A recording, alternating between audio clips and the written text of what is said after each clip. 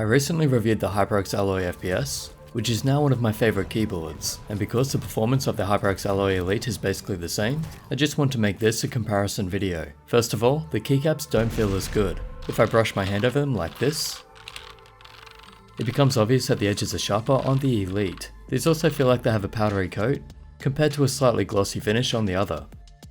And they're a tiny bit thinner. Doesn't look like much, but it might be a factor. It's also about 350 grams heavier. Combined with the rubber feet on the base and stands, that should help keep it in position. One thing I wished was on the FPS was dedicated media keys somehow. They've added them on the Elite, and of course that's made the keyboard a bit larger, with this extra section on top. In a way, I want a keyboard to be compact, but the bar at the top isn't in the way, so it's okay. The buttons feel good, and the roller is smooth. On the left there's a brightness button, LED mode switch, and gaming mode to lock the Windows key. The FPS has a function key for those things.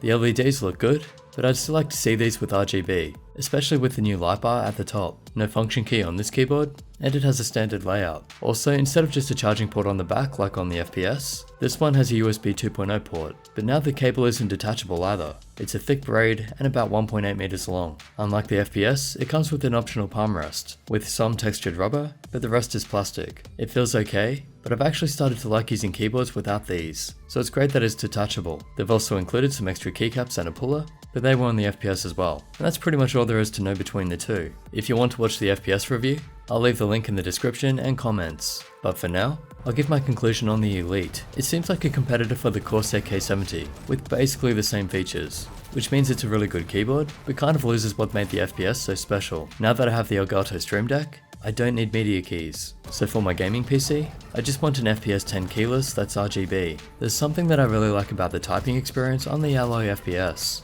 I love the way it sounds, especially with O-rings. And even with O-rings, the Elite, with its new keycaps, just doesn't have the same appeal. Here's a typing sound test so it gives you an idea.